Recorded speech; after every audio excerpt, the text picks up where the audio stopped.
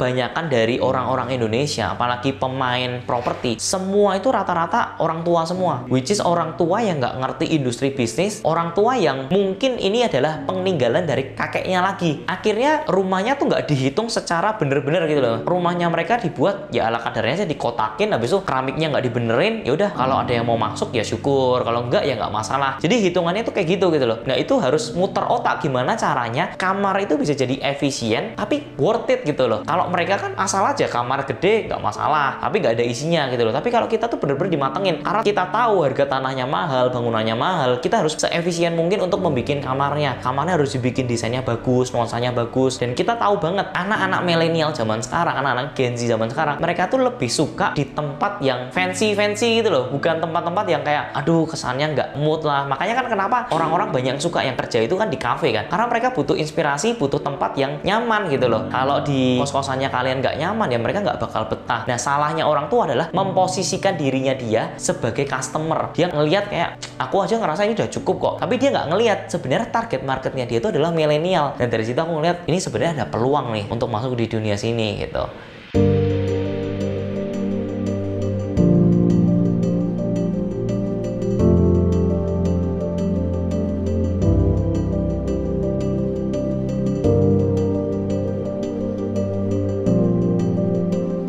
Antoni Sudarsono, saya seorang investor properti. Orang tua itu pedagang semua, pengusaha semua. Merantau dari Sumatera pindah ke Jawa. Kerasa banget gimana perjuangannya mereka itu untuk bisa meniti karirnya sampai sekarang. Pindah itu bener-bener tanpa modal. Bahasanya mereka juga cukup minim karena mereka kan orang Sumatera dari bagian Ciapi-api. Kebanyakan ngomongnya juga bahasa Hokkien. Bahasa Indonesianya sebenarnya masih agak kurang gitu. Tapi dia memberanikan diri untuk pindah ke Jogja ini karena melihat ada kesempatan di sini.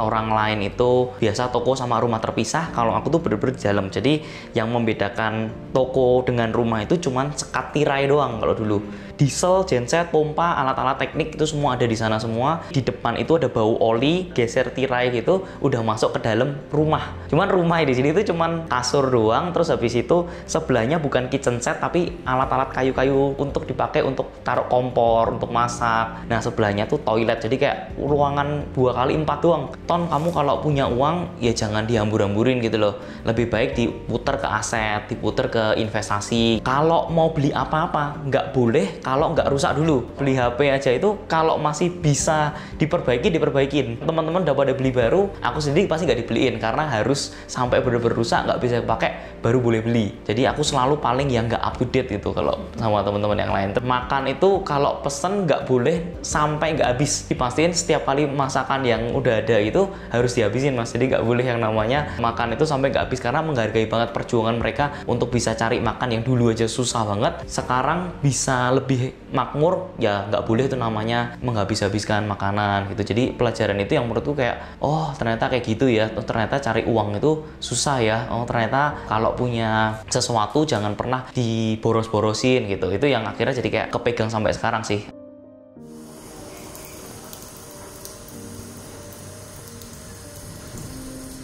Aku ngeliatin banget tuh perjuangan sama orang tuanya. Tapi ada satu poin itu yang akhirnya orang tua sudah punya tempat untuk sewain rumah, dan di situ sebenarnya tuh mulai ada jarak gitu antara orang tua sama anak, karena kita udah nggak pernah ngeliatin lagi orang tua. Mereka kerja terus dari pagi sampai malam, pagi sampai malam. Di sini itu kayak kehilangan sosok dari orang tuanya itu, karena orang tua lebih banyak bekerja pada waktu itu gitu kan. Setelah itu di keluarga sendiri kebetulan aku juga yang paling bodoh tuh dari berempat bersaudara, yang paling bodoh aku. Nah di sana akhirnya tuh jadi dibanding-bandingin sama teman-teman. Dari 30 orang pasti aku nomor 25-nya itu. Jadi udah yang paling bodoh dibanding-bandingin sama koko-kokoku, karena koko kan di sana kan agak populer gitu. Kalau misalkan di SD, di SMP itu tuh bener-bener populer banget, dan aku kan nggak beda jauh gitu sebenarnya, beda cuman 3 tahun. Jadi kayak sering banget dibanding-banding, kokomu tuh loh bisa main basket, bisa ini, kok kamu enggak, kokomu aja juara, kamu enggak, cicikmu gini, kamu ini, kamu kok beda banget. Nah itu kayak Jadi perbandingan banget lah antara di keluarga dibanding-bandingin, di luar dibanding-bandingin. Dari situ kebentuk mindset itu kayak semua tuh jadi kayak negatif gitu. Wah udahlah, belajar gimana pun kayaknya aku pasti dapat remedi gitu. Akhirnya bener remedial terus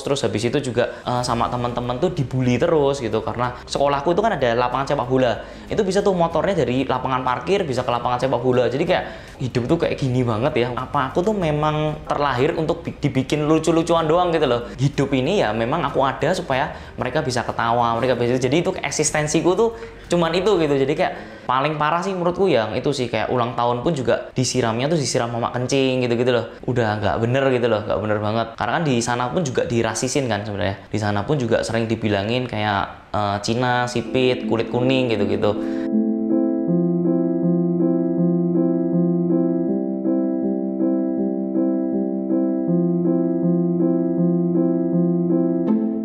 Kayaknya aku harus ngelakuin sesuatu deh, kayaknya aku harus ngerubah diriku. Aku cuman kayak gini terus, aku pasti bakal cuman bully-bulian gitu loh. Waktu besar pun jadi pecundang terus gitu. SMA itu sebisa mungkin gimana caranya aku mau jadi orang yang sukses gitu. Mulai itu starting dari bikin nasi kucing waktu itu. Beli malam harinya, ngambil dari orang-orang di Jogja gitu, ngambil harganya 2000-an. Pagi-paginya itu udah dijual di teman-teman harganya 2500. Cuman ya itu, dijual waktu istirahat pun juga teman-teman kelas pun kayak ngebully juga gitu loh. Ngapain beli punya Anthony, nggak enak gitu. Aku juga jualinnya tuh di sekolahan yang isinya semua cewek. Kalau sekolahan gua isinya semua cowok gitu. Sekolahan ini tuh setiap mulai sekolah itu jam 6.40. Jadi aku jam 6.20 tuh udah di depannya. Ayo kak silakan, enak loh, cuma 2500 aja.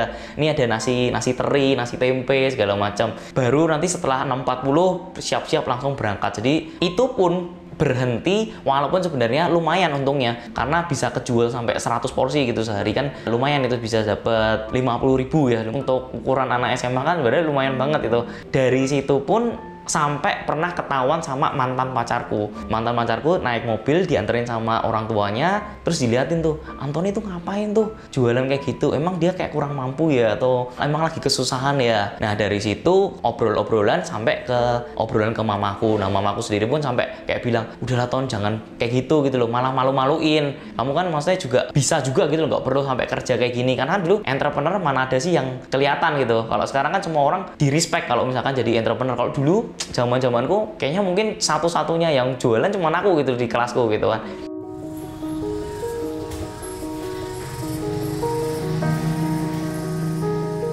Habis itu sempat aku tuh pindah ke Malaysia mas. Aku ngerasa kalau di Malaysia tuh lebih cepet selesainya karena cuma 3 tahun aja udah bisa lulus dan itu nggak perlu ijazah SMA. Jadi sebenarnya aku tuh SMA aja tuh nggak lulus gitu. Jadi lanjut langsung ke kuliahan, ambil di Malaysia itu ambil foundation dulu pertama. Di sana sempet jualan batik juga. Nah perjuangan jualan batik itu juga sempat lucu juga karena ambil barang kan dari Jogja. Barang batik itu harga 20.000, aku jual ke sana tuh harganya 100.000 gitu. Aku jualin ke bule-bule, aku pikir kan kayak bule 100.000 murah lah gitu kan. Apalagi di Jogja bisa dapat harga 20.000 gitu. Ternyata udah stok kayak 5 juta, 6 jutaan.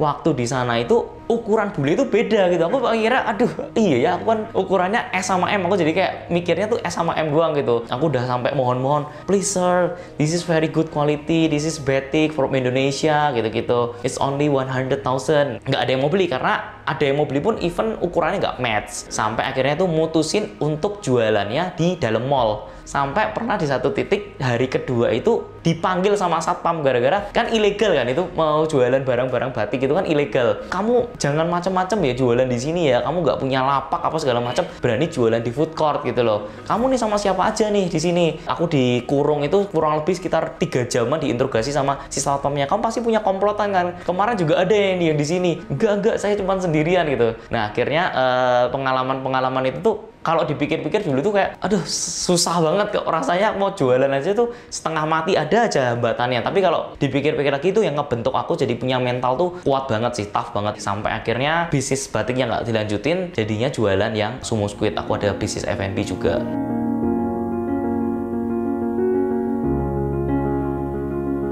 orang tua bilangnya udah Ton, kamu ke Cina dulu aja, kamu cari ilmu-ilmu, cari pandangan di sana supaya kamu ngerti nih cara berpikir orang maju tuh gimana. Makanya sempet ambil 1 tahun tuh di Cina sana. Nah di sana baru tuh ngerasain kayak wah beda banget ya dunia di Cina sama di Indonesia tuh. Indonesia tuh kayak terlambat tuh kayak 20 tahun ke belakang gitu. Udah ngelihat dunia Cina tuh seperti apa, dan kebetulan ada makanan yang F&B-nya tuh lucu. Itu mutusin untuk bawa ke Indonesia. Aku di Cina itu sempat pindah 2 sekolahan karena posisinya sekolahan pertama terlalu nakal, terus habis itu dikeluarin, dia nggak mau nerima Anthony lagi karena waktu awal-awal suruh ngisi-ngisi itu aku bikinnya tuh emoji-emoji gitu loh. Nah itu yang akhirnya ngebuat aku nggak boleh lanjut lagi memperpanjang semesternya, jadi kayak pindah gitu. Nah kan jadi ngerasa kayak beban banget sama orang tua, kok gini banget ya, SMA nggak lulus, nggak jadi apa-apa, jualan apa-apa gagal, mau ditaruh di mana gitu loh mukanya, kok katanya mau sukses malah nggak jadi sukses-sukses. Sampai pernah di satu titik tuh kayak akhirnya nemu nih yang makanan sumo squidnya itu dibawa ke Indonesia. Pertama-tama kita mulai dari starting dari bazar-bazar. Jadi 2 hari setelah pindah ke Jakarta ditawarin bazar dalam waktu 2 minggu lagi. Itu aku nekat, kalau kamu nggak kepepet kamu nggak bakal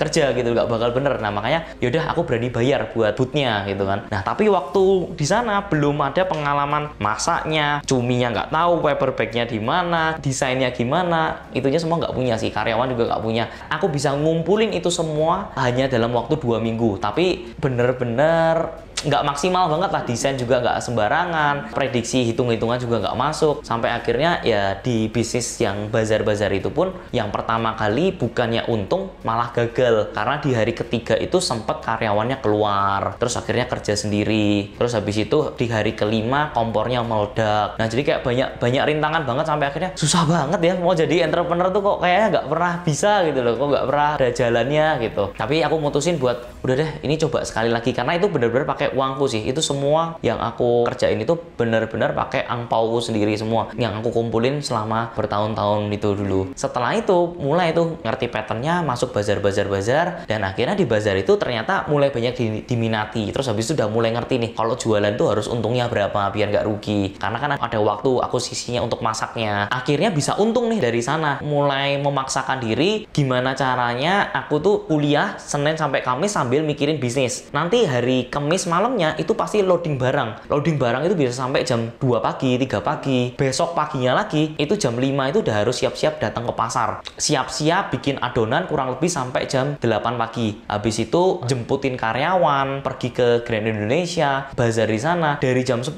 kerja lagi nanti sampai jam 10 malam lagi. Jam 11 itu nanti biasanya kita makan malam sama karyawan. Jam 12 bersih-bersih, jam 1 tidur, nanti bangun lagi jam 4. Tidur cuma 3 jam, 4 jam. Itu dilakuin tuh selama 3 bulan, 4 bulan. Sampai wah ini lumayan nih, lumayan menguntungkan nih, aku harus challenge diriku lagi untuk lebih ekstra lagi. Jadi dalam 1 minggu itu 2 kali bazar, Senin sampai Rebunya juga ikut bazar, habis kuliah pun masih bazar, besoknya masih bazar lagi.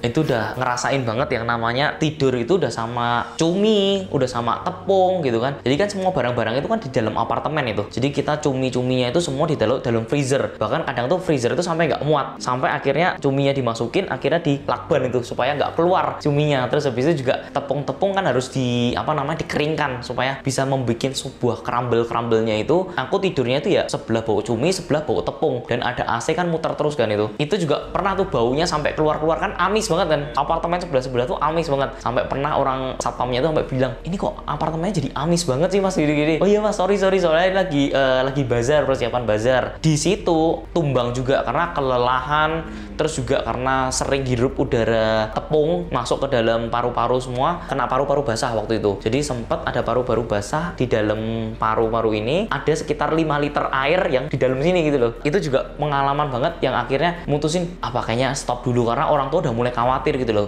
Bukannya disuruh kuliah yang bener, malah aneh-aneh lagi, malah hampir mati gara-gara kena paru-paru basah itu, soalnya udah parah banget. Tapi waktu operasi ini selesai, ini kan operasi termasuk operasi besar, biayanya kurang lebih 100 jutaan lebih. Padahal waktu itu aku udah mikir, aku udah nggak mau pakai uangnya orang tua gitu loh, udah nggak mau nyusahin lagi. Waduh, kalau misalkan aku keluarin ini nggak ada modal lagi, aku mulai dari nol lagi, aku harus starting dari bazar lagi sebelum akhirnya masuk ke dalam mall itu. Terus habis itu orang tua, yaudah kamu buka aja, nanti mama yang bayarin untuk biaya pengobatannya. Pengobatan dibayarin, habis itu kita mulai lagi dari nol, habis itu mulai di dalam mall-mall itu. Sempat gede deh. Karena begitu buka di mall itu mulai banyak orang yang mau franchise semua. Kita punya rekor itu bisa sampai 30 cabang di satu Indonesia gitu. Jadi kita udah tersebar di macam-macam tempat sih. Sekarang pandemi ini mulai banyak yang tutup semua sih. Hampir sebagian itu tutup. Sebenarnya masih cuman udah beberapa tuh udah pada goyang-goyang semua sih. Karena kan kita terlalu mengandalkan mall banget. Sedangkan peraturan di mall itu kan sering goyang-goyang terus gitu. Apalagi waktu pandemi kemarin itu paling parah-parahnya.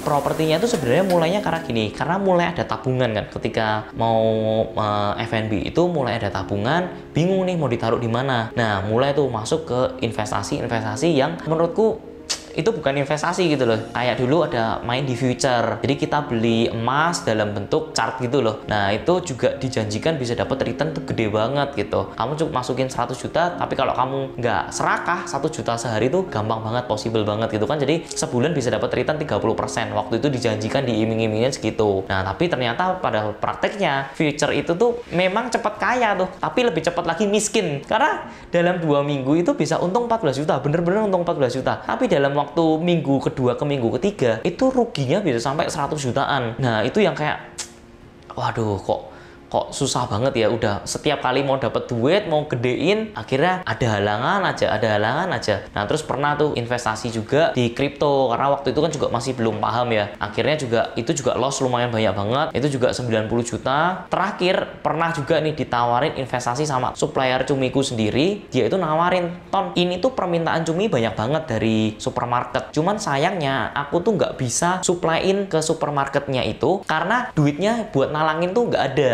Nah, kalau kamu bisa punya duit, talangin aja Ton gitu loh. Kamu talangin, nanti aku kasih kamu per bulannya itu 4%. 4% kan berarti setahun itu ada 48%. Gede banget kan itu. Nah, aku pikir, wah ya boleh juga ya. Nah, cuman ketika naruh 100 juta pertama, seneng.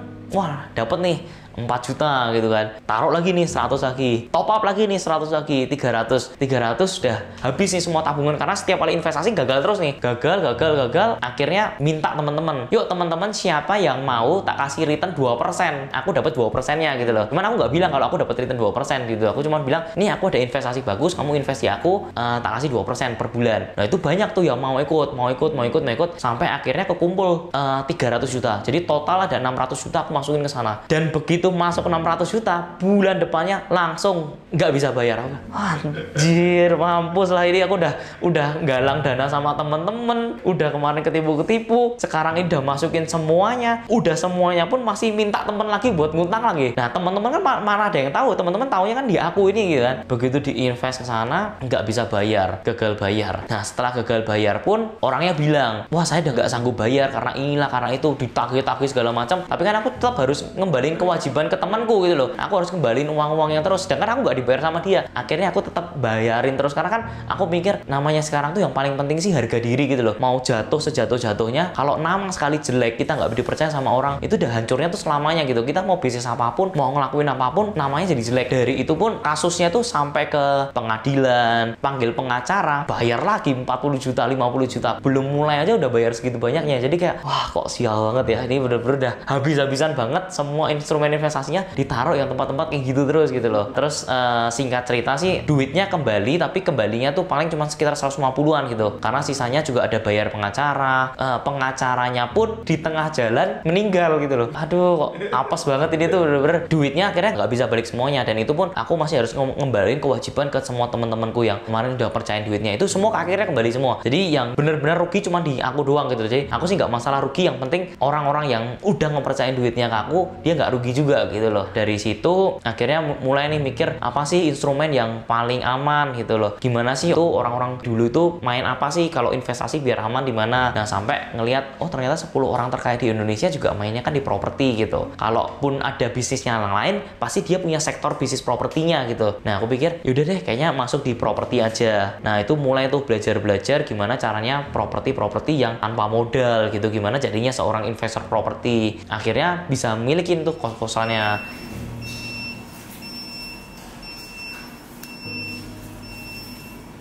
Kenapa di kos-kosan? Karena kos-kosan itu starting untuk teman-teman main di properti dengan paling aman sih. Kita ngomong kita bikin kaflingan lah. Itu sebenarnya kita sudah gambling sebenarnya. Karena kita nggak tahu ke depannya ada orang yang mau beli atau enggak. Belum tentu ketika kita beli kaflingannya itu cepat kejual. Kalau nggak cepet jual, tanahnya itu bisa nganggur lama banget. Kalau tanahnya nganggur lama banget, duitnya nggak muter di sana. Kalau nanti udah kebangun pun, kita bangun show unit, nggak laku lagi, itu kan juga duitnya berhenti lagi di sana. Dan itu membuat kayak, wah kayaknya kok susah banget nih kalau misalkan, apalagi developer kecil itu lawannya sama developer besar. Model jelas kita kalah. Terus dengan kompetensi mereka jualan sama kita udah pasti kalah tuh. Kalau misalkan kita langsung terjun di dunianya mereka, susah untuk melawan merekanya. Karena kita negosiasi pasti udah kalah dulu. Mereka beli itu tanahnya tuh gede, hektaran. Begitu mereka babadalas hektaran, pasti dapat harga lebih murah. Kalau kita belinya tuh kecil-kecil. Kalau orang kecil-kecil jualnya pasti lebih mahal. Jualannya tuh gini, kalau misalkan kita developer kecil, itu pasti udah kena PPN. Tapi kan kita bersaingnya tuh bukan sama developer besar. Bersaingnya itu sama orang-orang yang jual tanah di dekat-dekat kita. Nah, kalau di dekat-dekat kita jualan itu nggak pakai PPN. Karena kan masih atas sama pribadi. Kalau kita udah atas sama PT pasti pakai PPN-nya itu. Nah, kalau developer besar memang dia pakai PPN, tapi mereka punya fasilitas yang gede. Mereka bisa bikin clubhouse apa segala macam. Jadi itu yang akhirnya orang-orang dimainkan emosionalnya. Oh, nggak apa-apa, aku bayar lebih mahal, tapi aku dapat yang worth it. Sedangkan yang developer kecil, duit nggak ada, marketing juga setengah-setengah. Terus ya mau apa yang dikembangin gitu. Nah, aku pikir startingnya harusnya menjadi investor dulu sebenarnya yang paling benar. Kita beli propertinya juga nggak pakai duitnya kita sendiri. Kalau misalkan jadi investor properti itu 100% duitnya itu pakai pendanaan orang lain gitu, Mas.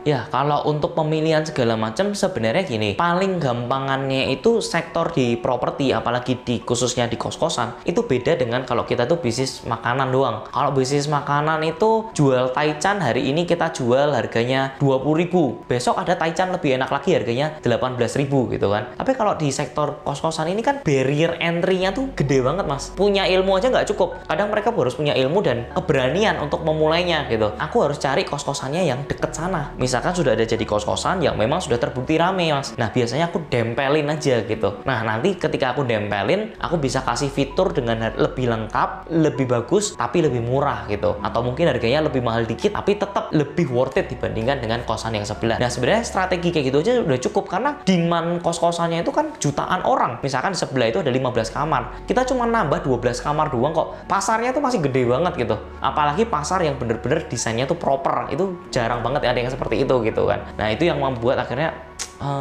kos-kosan ini kayaknya menarik banget gitu.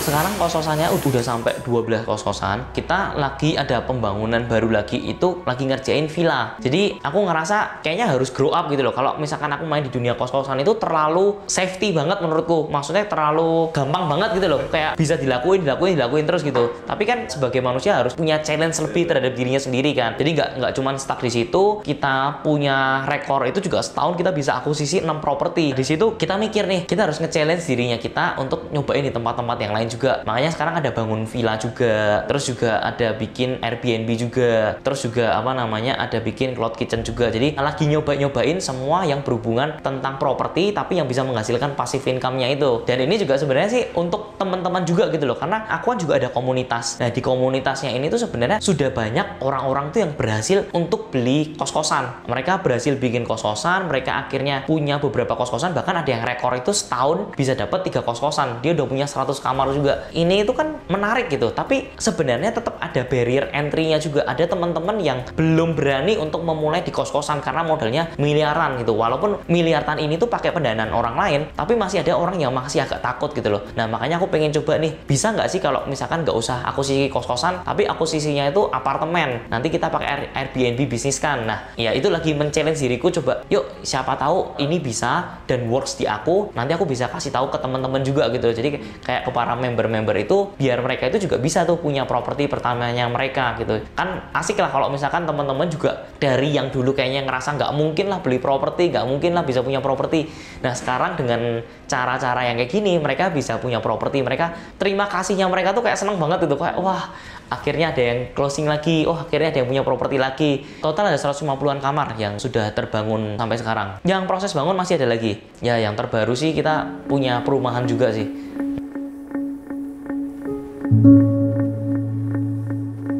Dulu pernah sih mikir kayak apa pensiun ya, cuman kalau sekarang sih ngerasa itu memang udah jadi passion banget sih menurutku. Kalau nggak kerja tuh malah kayak sakit gitu loh kadang-kadang.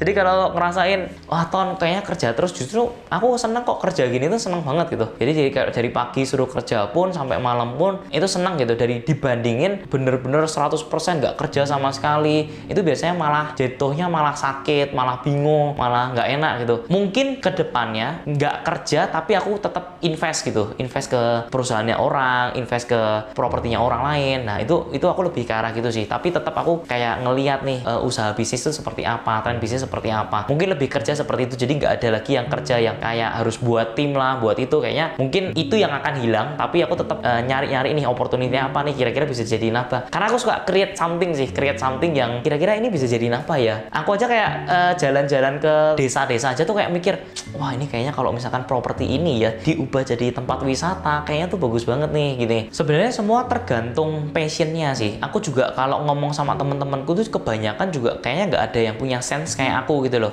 Baru pertama kali aku nemuin orang yang kayak aku mikirnya tuh kayak aneh-aneh gitu tuh waktu ketemu sama Julio itu kemarin. Itu aku sempet kita jalan di Bali gitu, kita punya pemikiran yang sama gitu loh. Ini orangnya tuh di desa kayak gini tuh ngapain aja ya, mereka cari duitnya tuh ngapain aja ya. Nah si Julio tuh sering mikir kayak gitu loh. Kalau aku tuh lebih mikirnya ini sebenarnya properti ini tuh bagus banget nih, view-nya tuh ada ini. Kalau misalkan ada, aku bisa gabungin ideaku sama investor sama ini tuh sebenarnya bisa jadi kayak mesin duit banget. Ini bisa dinaikin harga tanahnya. Kalau mungkin pemula yang pengen kayak gitu pun juga menurutku harus banyak-banyak ketemu sama orang yang kayak gitu kayak sefrekuensi gitu loh, biar mereka tuh bisa sama-sama itu. Karena waktu kemarin tuh kayak nyambung banget gitu. Iya ya, ini kayaknya bisa gini deh, ini bisa kayak gini deh. Jadi kayak seru banget gitu.